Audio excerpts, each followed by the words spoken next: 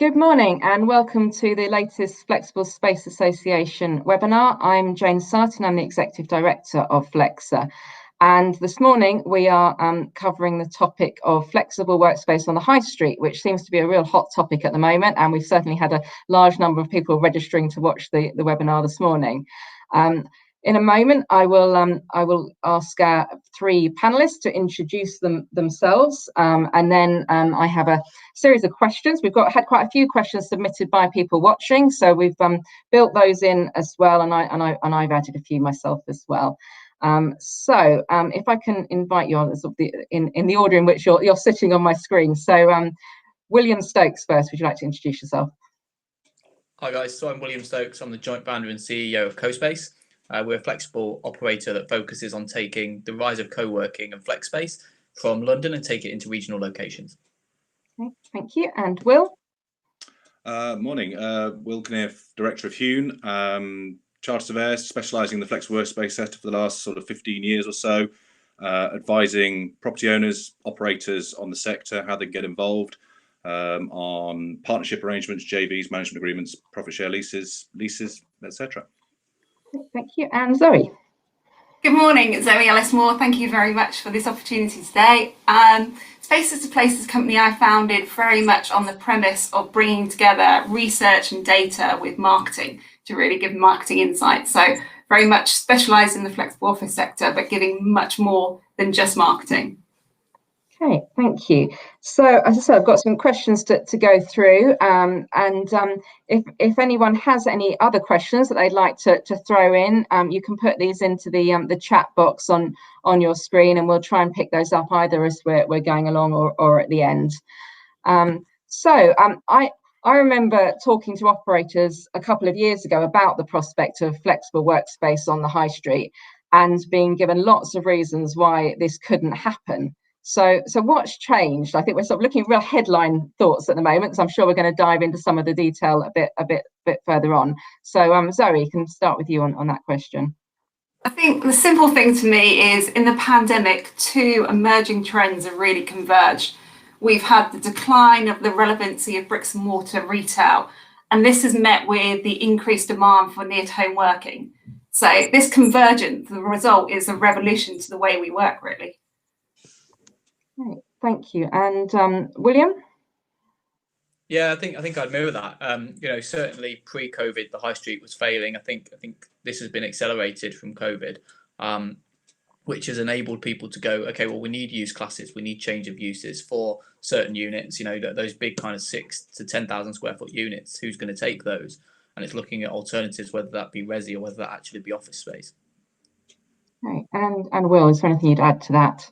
Not really. I mean, the planning has allowed this, but that's only fairly recent. I think the ability to work from home or work from anywhere has obviously, this giant experiment of COVID has accelerated that. And a lot of companies and individuals have tried to work that in the past, but they've been held back, through various different means and reasons. But I think the ability to work near home is going to become a bigger driver, and therefore what is near home? They are high streets generally. They aren't office locations in these small towns and not even villages to an extent, and therefore the high street seems a natural place for people to work. So I think that there is a trend towards this, and I think it's only growing. Right, thank you. So moving on to a bit more of the detail, how do you think the change in planning use classes will impact the viability of workspaces on the high street? And perhaps if we can start with Will on this and give us a brief explanation of what those changes in use classes are. From September last year, the government decided that they want to change the use classes really to sort of enable the repurposing of buildings on the high street. There's a new Class E now that allows for a mix of uses to reflect the changing sort of retail requirements, actually where it came from initially. And it allows a building to be used flexibly by having a number of uses within the building taking place concurrently or at different times of the day. It's the most important part about it is really that the changes to another use or mix of uses within Class E Now, Class E encompasses what was A, B1, D1, which is retail, office, and non-resi, which is leisure. It allows that change of use within that Class E to be done without full planning permission. I hope that gives a bit of an idea of what we're looking at. I mean, pubs and hot food takeaways and bits and pieces aren't included in that, but it is very much a retail, office, and leisure use change. Great, thank you. So Zoe, just looking at the question on the impact, the viability of workspaces on the high street that will bring. Have you any thoughts on that? Yeah, I think just thinking about that question, the viability is quite a key word in the question there. Because yes, like we're seeing is the new players in the market, the hotels, the pubs entering as well. But my big one is looking at the statistics from instant offices. You know, you've got 6,000 different workspaces across the UK. A lot of them, most of them, about 80%, with only 1 to 2 locations. My biggest concern is all with these startups, and especially them going into sort of under 5,000 square feet and town centre locations that they're looking at. They're all great. They've got purpose and community.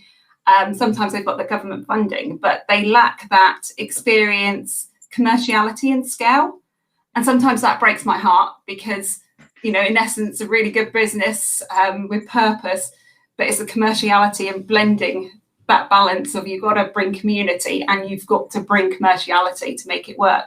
And so I'm seeing viability is key. I think we're going to face a K-shaped recovery now. That's the letter that I've looked at, and my prediction is it's a K-shaped recovery.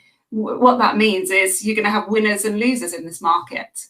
So I think that's the thing that it all comes down to. And William, anything further on that? Yeah, again, I'd 100% mirror that. I think viability is absolutely key. You know, for our economics, we can't make it work below kind of 10, 12,000 square foot. That has to be the minimum size for us. I think it's looking at these units that are on the high street that are going to get turned. We've seen it on a site that Will's actually acting for us on behalf of it over in Bath, where at first the council weren't really that receptive to the change of use. Suddenly the use class changes to Class E, and suddenly they kind of get it a lot more, and they're like, okay, cool, we can do this. This is quite a viable project.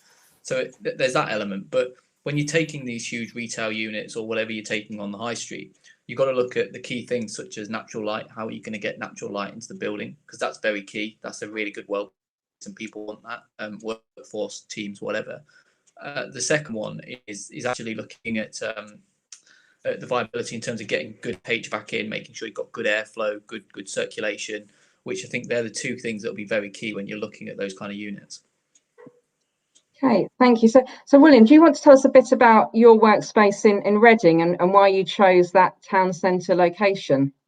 Yeah, so funnily enough, I chose the deal because Will talked me into it. After several times of saying you need to come and see this site, I finally caved and realised the error of my ways. That one was very key for us. Our entire focus was around towns and city centres outside of London, where we thought people were going to want to work moving forward. People are going to want a slight commute, I think. They don't want to work from home, but they want to work near from home, as Zoe said. She speaks a lot about this. For us, we wanted a space that was well located. It had ready accessible parking. It had several amenities around it. You could pop out, you could get good quality coffee, whatever you wanted. And it all came down to being in that location. We didn't want to be on a business park on the outskirts. We wanted to be in the heart of it, because that's where we saw the trends of people and what requirements were moving towards. Okay, thank you. And Will and Zoe, you're involved in a range of projects. Is there anything that you can add to sort of your experiences of this on why we're seeing this move at the moment? I mean, Will, do you want to go first?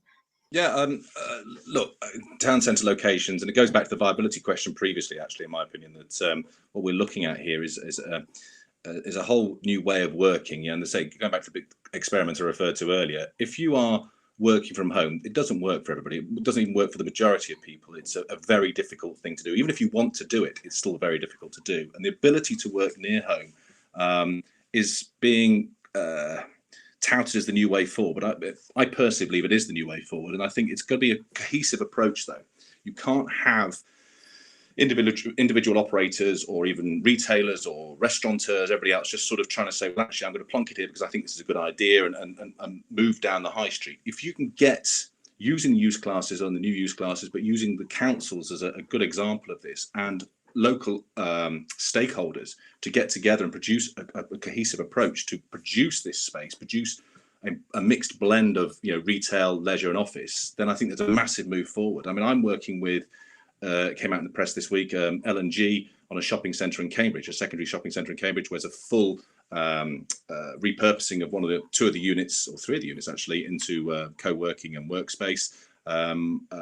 We've also done bits and pieces and deals. I've got about an operator at the moment an owner at the moment that's got 10 to 15 shopping centres, both shopping centres and retail parks, that they understand exactly what they're trying to achieve. They're trying to reduce the amount of retail deliberately, so there is more demand in the rest of the retail they've got in the park. So yeah, there's a huge pent up desire for this to happen, but it has to work cohesively. Okay. And Zoe, have you got experiences that you can share as examples? Yeah, and I think looking back, a lot has been bubbling for quite a while. John Lewis, Westfield's announcements last year into converting some of their space to offices. It was 2019. We had Flora partnership with Selfridges. So lots, yeah, it takes a while to get everything off the ground there. I think what Will was talking about, Kinnear there, that we're seeing this sort of blended mixed use much more. That's key. I think a good example is 9 Yards Living in Kingston, the High Street in Kingston. And on the ground floor is co-working, but you've got co-living above. So I think that's where we're seeing everything coming together. And now much more trends towards management agreements, town centre partnerships. It's a great catalyst for all these things to actually happen and make better workspaces. Just to add to that as well, you guys are probably seeing this as well, but developers are also getting pushed to, not only just in resi schemes or student schemes, to actually put in some form of office or mixed use schemes. Councils are really pushing mixed use schemes. Yeah, no, so it's part of a bigger picture generally on how things are changing. So how do you think that workspace can benefit the high street, looking at it in reverse a bit? Zoe, do you want to start on that? Yeah, definitely. Economic, social impact is huge. I think the bigger trends that we're just talking about there is, of course, the live local we've already seen, but the concept that I've been really studying is the 15-minute city. The idea that you have all your amenities around you, from education, healthcare, leisure, your workplace. And so that is the real thing that's benefiting, is quality of life. And, I think everybody's welcoming that, and affordability, so you can have quality of life and be able to afford where you work and live. To me, it's now that vision of, instead of shopping centres and shops lining our streets in the local area, you have a choice of flexible workspaces to use and use near to home. Each operator, I think we've got such strong players like CoSpace here, we've got X and Y, Venture X and others.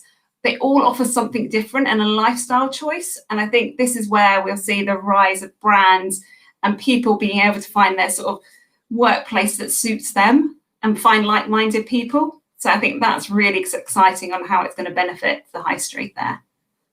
Okay, and William, what benefits do you see it bringing the wider community, I suppose, as well? Yeah, I'd absolutely agree. It's going to bring people back. It's one of the big things that councils have been trying to do for years in certain areas. You look at demographics as areas we look at where there's huge business parks that have just almost killed the high street because they've sucked people out. Now they're trying to get people back. So I think Zoe's right. I think you'll see a lot of lifestyle driven stuff. I think we'll see a lot of kind of more pop-up style restaurants, things like this, that will go in alongside office space that will complement. You'll have gyms that are starting to go into retail space. We're starting to see that as well. So the absolute 15-minute city thing is perfect because people just want it all the way around them. They want to go, okay, I'm going to drive in the morning. Everything's here. After work, I can go and do this. I can go and do this, and then go back and it's done. I think that will be a huge benefit moving forward, and I think the high street will be able to facilitate that and also enable it moving forward. Right, and Will, anything further? Yeah, I think there's a reduced reliance on retail. I think that's the key element of this. It's going to change the demographic and change how the high street is looked at. It's very much if you think about the demographic they're using the high street during and the shopping centres during the week, the demographic they use that above 50, above 60-year-olds that are using that space, and then at weekends that completely flips on its head.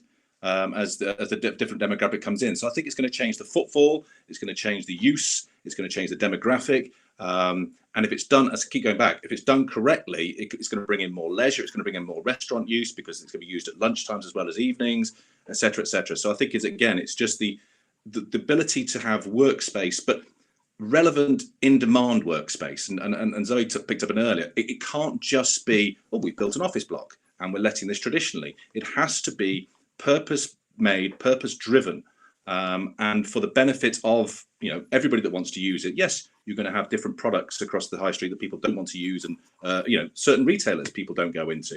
You're going to have the same with workspaces, but if you can get a blend of that don't compete necessarily with each other, I think it's a really positive step to provide all different uses across the board. Okay. William, you've touched on our next question, which was submitted by one of our audience already. So perhaps start with you on this one. In projects that you've been involved in, have the local councils been supportive of them? Yeah, I mean, I wouldn't say they're unsupportive. That it's just a struggle to get their head around it sometimes, or it has been. I think we're starting to see traditional, we saw this pre-COVID, big companies would take 10-year leases on huge amounts of space. And that was typically the way. You could have a retail unit and give or take it would probably let. Post-COVID, we're now seeing this shift and it's kind of accelerated this kind of decline on the high street. And more starting to be receptive to it. We've got a deal that we're working on in Stevenage where the council are totally on board. They get it, they're pushing for it and they want it. In other areas, the councils are still a little bit unreceptive in terms of they're not sure what it'll look like, how it will be facilitated, how it'll be delivered. So I think it varies per council district, but certainly since the use class changes and with the way the high street's going and the fact that flex seems to be spoken a lot more, a lot more people are talking about it. We've been forced to look at it more with the way that we're working now. It's definitely helped and it's certainly helping moving forward. Yeah, I think people are just beginning to understand it more widely as well, aren't they? That is an option for them. Zoe, what's been your experience of council support? Yes, I think your point that you just made, really, the education piece is huge, I think. Having set up the first business improvement district in the UK in Kingston upon Thames in sort of 2005 time, I know how, trying to move things forward is often an education game, working on shared objectives, and bringing lots of different people together. I'm having so many discussions with councils and what they're seeking is more information on the market. They want to know the social impact, the economic benefits. They're really wanting to grasp what they need to be doing and that future looking. And I think some of it's unknown, but some of it actually giving them the support there is so much that's needed. I think there's a huge education piece that everybody's going through. Fabulous sort of team at the moment is located in Kent. I would say anybody wants to open in Kent, they're a group that are really doing a lot. They have a monthly call with flexible operators that want to open in Kent and are really doing everything to bring providers in. So I think, like we were just talking about, you've got some much more proactive and some still trying to work out and navigate. But it's a journey that everybody's going on, but definitely the way forward. Okay, and Will, and perhaps also, we've just had a question as whether there are any examples where local authorities have successfully led on a town centre project. I don't know whether that's something you can pick up on, or perhaps we can come back to with Zoe or William. But Will, in terms of the general question on council support. Well, I think that there's a bigger picture as well. If you look at the town centres and cities now that are looking at these huge, large bids for multi-use, I think that's the key element here, is that councils have realised that it's not just down to them, or it doesn't have to be down to them to run the whole of these mixed-use schemes. They can bring in expertise through either one or many operators of space that they can then utilise the knowledge and the power that the council, the bidder has, but also the power that the council has as well. So I think that's a key element of this, and I'm working on 2 or 3 of those at the moment, where there's an overarching bid policy going on there. And in terms of councils taking forward steps, I mean, the classic example is Stevenage that William's been talking about here, is that the council at the town centre of Stevenage hasn't been really developed since the 1960s. And we're now seeing a huge, the Stevenage town centre Stevenage Borough Council have actually made the town centre a real destination point and have deliberately brought in flexible workspace operator in the form of CoSpace to take space on in there to add to their overall package. Okay, Thank you. So the next question was a pre-submitted one from one of our audience. It's a bit longer, but I will read it out as some of the good points that hopefully you can pick up on. What innovative and new amenities or offerings are being created within the retail flex workspace solutions? And what challenges are there for high street or shopping centres to develop flex solutions that are different to those in traditional buildings? Zoe, start with you on that one. Yes, I'm just thinking about that question and really turning it on its head in some ways, because I think you have to go back to your audience, their needs and the purpose of an office, or why they're going to an office now. So my big one is there's a scale really of convenience to destination.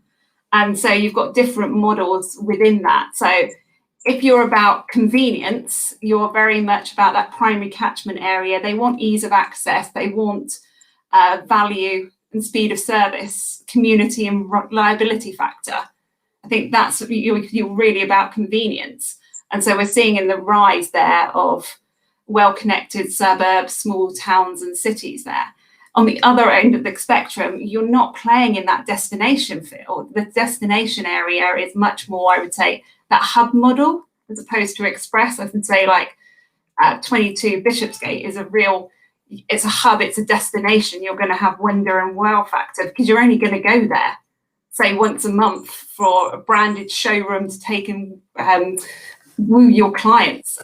So you're going to travel over an hour. So I think it's really understanding the amenities relevant to your audience. So with that scale, you could say you're somewhere in between convenience and destination, and say people are going to travel 30 minutes to get there. But you're going to be about innovation sort of and bringing different like-minded sectors together, or you're going to be sort of about tech, you're going to be rural, or you're going to be eco. You're going to have something about you that's going to draw people.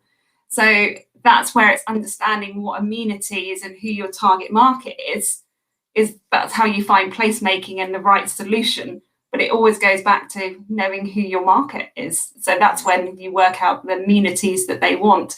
Do they want media cast rooms to present to all their staff? Is it green rooms? Is it 3D printers? You've got to know your audience first before you find out what amenities you need to put in. Absolutely. Okay. Thank you. And William? Yeah, 100%. That's an absolutely key point. I mean, you look at the boosts in life sciences and in biotech and all these things. There's a lot of kind of incubation space being built for that purposefully. Will that move onto the high street? I don't know. Probably not. I think it ties in quite well with this kind of hub and spoke model, which is looking at not only what amenities people want, where are they actually coming from? If you were to go and build in the heart of, let's say, somewhere like Harrogate, what market is actually living in Harrogate city centre? Because it's great saying, well, look, we've got this walking distance from home, but are they actually commuting in 20 minutes? Where are they actually at? I use Manchester as a really good example because Manchester is quite a key area and it's heavily on our radar, which is central Manchester is very busy. It's very hard to get to, and there's some good operators in there. There's a lot of people travelling in from the outskirts, from kind of Bolton, Oldham, Salford, these areas that need some form of space around them instead of having to commute into the city every day. So I think it's looking at those units as well. I mentioned it before in terms of the viability, and it will come down to several factors, but the key ones will be well-being, and that will be tracked through the air quality, the HVAC, how good is the system that's been put in. Tired HVAC, we're already seeing that people are falling asleep in the afternoon because CO2 levels are too high. These are all actual facts and statistical data you can go and see. And natural light as well. Natural light is just so key, and that's one of the biggest challenges we have with looking at retail units. There's one that we're looking at, and we're actually pulling a skylight that was already existing. We're uncovering it and pulling it through the centre of the building just to get natural light in. So I think it's looking at, like Zoe said, looking at, okay, well, what do people want? But actually, what do people need moving forward? What's going to change in the next couple of years that you need to be aware of? There's no point fitting out an amazing building now if you've got to change it in 2 years' time. Oh, thank you, and Will on that one. Yes, I don't think there's a lot I can add to that, but I think the biggest challenge is it's not an office location. It's not a workspace location, the high street or shopping centre, and that's the biggest challenge, is that trying to get people to come and work in spaces that traditionally and still will have a demographic walking around them that is shopping and will look into in a goldfish bowl window and think, what's going on in there? So I think there's it's working in that retail environment is going to be one of the biggest challenges, but also one of the biggest challenges as well is actually getting those shopping centres and the high streets to really move forward themselves as well. It's pointless having all the placemaking and all the products and all the service, etc., if you are doing that in a standalone unit. If you're in there and you're inside, you'll be looking out onto a high street or a shopping centre that doesn't represent where you want to work. Being inside is fine, but I think that's one of the biggest challenges, is trying to bring everything forward and understand how the high street works, how the shopping centre works, how the owner and the council want them to work as well, and working with them to make them move forward. But I think, in terms of products, look, there's no end to it. But I think what we're seeing at the moment, for everything we're seeing at the moment with operators taking on retail workspaces, there's a lot less private offices. There's more co-working. There appears to be a lot more amenity service, more drop-in facilities where people can utilise them on an ad hoc basis coming in from the shopping centre themselves. I think that will change to an extent once people understand how this works. But I think initially there's going to be some reticence. There's going to be some differentials in workstation prices. We're talking about, central office core locations against retail locations. There will be some differences there. But I think once it's understood and the products are understood, then I think that there's going to be there's a good opportunity for growth and different products coming out of that. What those are going to be, who knows? But we've seen some crazy stuff in the last few years, and I'm sure we'll see some equally ingenious stuff moving forward. Well, just to add to that as well, I think that's absolutely key. I mean, I got introduced to this flex sector way before I even got into it by walking past an operator on the high street in London, seeing it and thinking it was a coffee shop, and walking in and falling in love. That's what kind of brought me into this sector. So, you look at what freelancers and these guys want. They want coffee shops that are well connected, that they can be around other people, but also don't have the noise constraints that a typical coffee shop does. So, on high street locations, it's your perfect opportunity for that. People are going to walk past, they're going to see it, they're going to want to be a part of it. And that can bring people in, and you move it quite aspirational in terms of the way that the products move once you're growing within a space. But definitely there's so much opportunity with that product. The product's totally changed. The suspended ceilings, carpet tile days, that they're moving away, and Will, you always kind of advise us on this, which is good. What the product is moving to Nothing wrong with blue carpet, white walls. Yeah. Brown carpet. Yeah. So yeah. Thank you. So we've touched a bit on the hub and spoke model, which seems to be a sort of much discussed topic at the moment, with suburban office space complementing smaller city HQs. Is this sustainable longer term? Will, start with you on that one. In 3 words, I hope so. I really do. I think it's something that we started seeing a bit of, and people started talking about it, and mostly tech companies started talking about the ability to work remotely. And in this country specifically, for the last 300 years, property owners, landlords have had complete control. If you're a tenant, you want space, you do it on my terms. We will let you space that we think that you want. Well, actually not what you want, but it's what we want to give you. And you will take that space, and we'll see you in 5 years' time for review, and then 10 years' time at the end of the lease, or 20 years' time.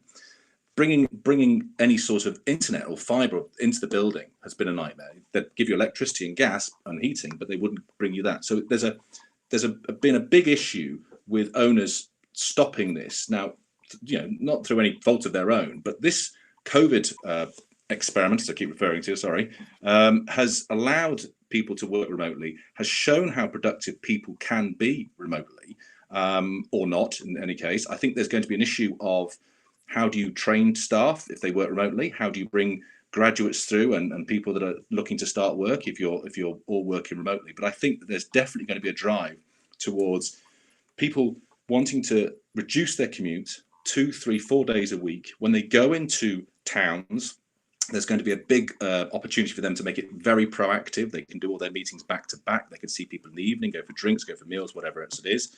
But it also means that people can be more productive at home, have the ability to utilize that town centre location, but also those corporates, especially corporates, can reduce their real estate footprint massively. If you look at somebody like David Solomons from Goldman Sachs, who called working from home an aberration. Probably a little harsh, but it's completely against what HSBC announced last week when they said 40% of their real estate would be cut. I think there's a big balancing act here to be done And it's not going to happen overnight, and it's not going to happen next year or the year after. A lot of corporates are going to have to understand how they can make this work for themselves. But if they can see a huge reduction in having a central London or central Manchester or central Birmingham operation, that you can reduce that down and allow employees to go and work elsewhere, I think, why wouldn't they? There is no reason why you wouldn't. Thank you. And Zoe, what's your thoughts on the longevity of hub and spoke? Well, I think it's what Will Kinnear was alluding to is time is the commodity now. I think that's what's the big change. The fallout of COVID now, and in many ways, has been a catalyst to reevaluate the role of the office. Consumers want to split their time between home and office, meaning that time spent in an office is much more collaboration, networking with colleagues, meeting clients. So the way we interact has changed, and I think we've just got to embrace this change. The providers evolving with this. I think that's the big one. And hub and spoke has been one of those ways that now teams have got to look at how they work operationally. Working from home, your productivity level really high, but the company productivity and what the company's sort of outputs are is sort of probably down because you haven't got those synergies. So you need to look at all those factors. I think instead of doing sort of outputs, you need to be thinking of the outcomes. That's where businesses are now starting to move to, going, if we want to be outcome driven, we've got to bring back the office. And I think that's where they've got to look at how they work. Is it core collaboration hours when they bring people together, core collaboration days, bring together people in the office? So there's a lot that individual businesses need to figure out what role the office plays for them as well in their business. So it's something that like the question was, hub and spoke, will it stay? Yes, in some form or other. I think it's going to keep on evolving and adapting, and different businesses have had different approaches. And so it's keeping close with the businesses now and evolving with them. Okay, thank you, William. Any final thoughts from you on that topic? Yeah, I'd absolutely agree with both, 100%. I definitely hope it's here to stay. I think what we're, we speak from experience, what we're seeing, what the data is looking at as well, which is, people want to work near home in some kind of hub and spoke, whatever. A couple of days a week, they'll commute in, spend time meeting clients, like Zoe said, and actually being out, having meetings, collaborating with the team a couple of days a week. And I think that hybrid model will work. I think people will still work from home, maybe 1 or 2 days a week when they need to just get admin stuff done. They just need to be purely focused and things like that. I think that will have its place. I think one of the other things that it does is it enables you to expand the talent pool as well. No longer do you have to hire within a 20 or 30 mile radius. You can go, well, we've got an office based here, we've got an office here. I can't remember which one, but there was one of the big 6 companies that pre-COVID was doing a deal to centralize their entire workforce into one office. And they're now saying, we're going to spread that out. We're not going to do that anymore. We're going to have multiple office buildings. We can bring people in from different areas. They can work in different buildings in different locations. And it enables you to go, okay, well, we can hire anywhere now. We've got everything in place. You're not restricted to one location. And, do people want to go back to 5 a.m. alarms and commute in on a busy train? Probably not. So that's where I think this hub and spoke model will really benefit as well. To Will's point, I do think it's a bit too early to tell, and it will be a phased approach. We'll see some companies that will jump on it and adopt it from day one, others that will be a little bit more restricted and actually start to adopt it as we move forward. Yeah, no, the world of work has definitely been very shaken up over the last year, and we're clearly just not at the point yet where we know how that's going to pan out longer term. Before I get to my final question, just to pick up on a couple of those that have been submitted. Will, I think this one's probably one for you. Has the thorny issue of valuations and the yield shift been considered on change of use to offices in retail? I'm sure it has. It's going to be a big one on the basis of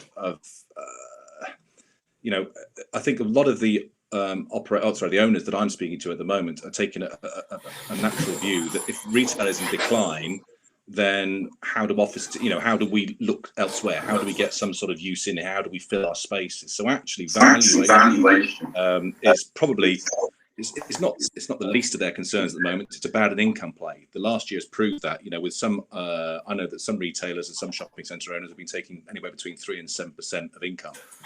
So I think the valuation play will come into it. But I think at the moment there's still this overarching view that any income is good income, any operation, any use is a good use for space. And I think that these owners are already seeing, where we're talking about retail to office rents, for example, there's a huge drop. But because we aren't seeing that, we're not competing like for like with retail against retail. We're retail against office. So I think that there's going to be impacts on it. But at the moment, it doesn't seem to be too much of an issue. Okay, thank you. And then to pick up on another topic, how important is the provision of affordable parking, or will travel by public transport, cycling, etc., and environmental pressures change travel habits? William, is that something that you've any thoughts on? Very, very, very location driven. You mentioned the Reading site earlier. That one of the other benefits of our Reading site is the ample amount of parking. It's part of a shopping centre, so there's huge amounts of parking. And in that area, there are people that cycle in, but the majority do drive. I think it's looking at what area you're going into. If you're in zones 1, zones 2, zones 3, if you're more central London, you probably don't need parking provision as much. If you're up north, if you're on the outskirts of Manchester, somewhere like that, you definitely do need parking, because people probably are going to drive in, unless there's a really good established bus route or tram route or cycle route. I think more and more people are starting to cycle. We're definitely seeing that. But I think that there is still that need for parking provision. Yeah. Zoe, have you got any thoughts on that? How your transport to workspaces? At the moment, I think you've got to look at this year as slightly different to next year. We're planning, because at the moment people aren't using public transport and avoiding public transport. So we've had an over-reliance on cars. I think just thinking next week's going to be interesting with schools going back and more people going into some workspaces. Already this week it's been really busy out and about on the road. So I think we're going to see some of these knock-on impacts. And then people, if it's hard to travel, are going to resort to different other travel mechanisms. Office Space in town have always done a good audit of how people travel into their workplaces. And I think it is looking at that, especially when you're opening up new locations, looking at all these options to make sure that you have got car parking is the biggest issue always with town centres. I think knowing with the Kingston Business Improvement District, they do a lot of work subsidising car parking for actual staff to be able to get into the retail staff to get into the town centres. So it is one of those stumbling blocks that you have to look at individual locations and work out with these things and actually think it through of how people are going to get to this office location in a town centre. And that brings back to all our conversations there with the council as well, and actually the forward thinking on that, because it is so crucial. That will make and break an office. Yeah, I could jump in just from the point of view of, there's two items here. If we are right and the hub and spoke model is the way forward, then actually you will be working, or majority of time will be working somewhere local to you. So actually transport is probably not going to be one of the major issues, walking, cycling, running, whatever else it is, skipping to get there. So parking may not be the issue, but also town centres historically have had incredible transport links. The town centre, what's been interesting is that the decline of the town centre hasn't been followed by transport moving elsewhere. The transport is still taking people into town centres. Public transport is. Look where the locations of bus stations and railway stations. So I think that there is going to be. I live rurally, so for me there is no public transport. I would have to cycle somewhere to get some public transport. But I think that if we look at it as a whole, actually transport shouldn't be one of the major issues that these spaces have, because they are coming to the people as opposed to the people coming to them. Yeah, no, and there are obviously a huge range of needs that people have depending on where they live and other circumstances. So I'm sure there will be a need for all sorts of transport availability.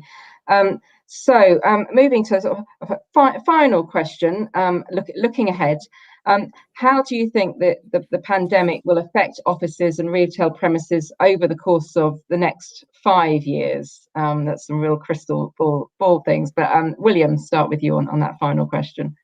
Yeah, knock it over to me. I think we're definitely going to see the high street completely change. I think we're already starting to see that. Covenants that were worth their weight in gold pre-COVID, we're seeing aren't really worth that much now. So there's going to be a complete disruption, complete change, very lifestyle driven. In terms of office space, I think, given the press media and everything that's happening with Flex, it's really being brought into the spotlight. The amount that it makes up for the market share is still quite small, and we'll continue to see that market grow, and we hope to be a part of that market growth. But I think we'll certainly see people, especially bigger businesses, pushing more towards flexible, shorter term, that being maybe 2-3 year leases as opposed to 5 and 10 year leases. And the industry is going to be completely shook up. I do think there's elements that still today we're not going to see. We're going to sit here in 5 years' time and go, I don't think we saw that happening. There will be elements of that. But as a general rule, I think there's a lot of things that are happening that we can see and be a part of. Great, thank you. And Zoe? Yeah, I'm thinking about that and sort of that crystal ball thoughts there. If we look back in the past first before we go forward, actually with those town centres, a huge generalisation, back years ago, hundreds of years ago, the actual town centre was a place of workplaces with factories. And what really was the change there in the 1980s was retail really pushed out all the workplaces because of the high rents of retail and that sort of effect. So I think it's interesting now how we're going back to revitalising the town centres and bringing workplaces back into town centres. And so that's just how the fabric of a town centre evolves. I think the interesting one for me is you used to move office really out of necessity, not choice. Now you can move quite easily. You haven't got those cubicle desks, a fixed line phone, or a massive clunky computer. You're quite agile and nimble. So that's the big one that's really good. You can change with minimal expense and effort. And so I think we've been used to that term hot desking, but I think we need to, as Will mentioned to me previously, Will Stokes, we need to get used to that term hot offices now, that you can move in and out of different office places. And I think within the town centre, people can move much easier, but still being able to stay in one town centre. So that's a big one that we're presently seeing. I think reading the FT at the weekend with Mark Dixon's comments, they really made me think. And he was talking about commuting is going to be something our grandparents did. And so that really resonated with me going, actually, yeah, if my son's sort of thinking that's something our grandparents did and it's, you know, the way of the future now that commuting's gone, that will be, you know, daily commuting and long commutes would be a thing of the past. That's the future where I see it and a great thing. Okay, thank you. And finally, Will. Yeah, I think I mirror all that.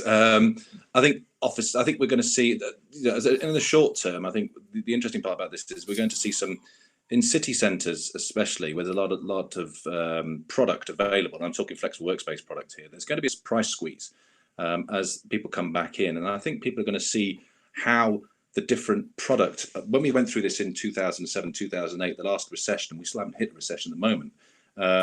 The product that was available afterwards, and this is not being rude to any operators out there, wasn't very different between every single operator. Now there's a vast different amount of product out there, and I think people will be able to jump from operator to operator and understand, what am I getting for my money? What am I getting for my space? And offices, we talk about offices and we use the word offices, but if we speak to Zoe here, placemaking and spaces to places, we'll be working in places, not spaces, and it'll be somewhere people want to be. Providing service and hospitality is going to be absolutely key for people. And real estate for most occupiers, they don't want it. They don't want that extra stress, that hassle. I'm a firm of solicitors. Why do I need to look after real estate? Can somebody else do that for me? And actually, if you're doing that, as one of the thing I allude to is with owners, is you can clean your own office space if you wanted to. You can go out with a brush and a hoover and clean your space, but you don't. You pay a cleaning company to go and do that on your behalf. That's what's going to happen in the future. Real estate will become something that's utilized as a place as opposed to a space. And I think that's where offices will and workspaces will evolve to. I think, alongside retail will be declining. We know that, moving online. But both retail and in the past, high-end product retail and low-end product retail have done really well. And I think that could be the same thing for workspaces as well. If you're in the middle, providing nothing particularly amazing, you can have a market, but it's not necessarily going to be the market you have designed yourself for. If you're at high end or low end, I think you'll see a real disparity between products coming forward over the next 5 years, and it's exciting, really exciting. Yeah, thank you. No, it's a really interesting sector to be in right now, and lots of thoughts on what might happen, and we don't really know, but I think there's certainly some good thoughts on what the next few months and years might hold. So thank you very much, William, Will and Zoe. I think that's been a really interesting discussion, and hopefully those watching have found it useful as well. Our next webinar will be towards the end of the month, and we're going to be looking at careers, HR and recruitment type issues. So please look out for the details of that, and we'll be sharing them on our website and other channels. So thank you very much, everyone. Have a good rest of the day. Goodbye. Thank you. Thank you. Bye.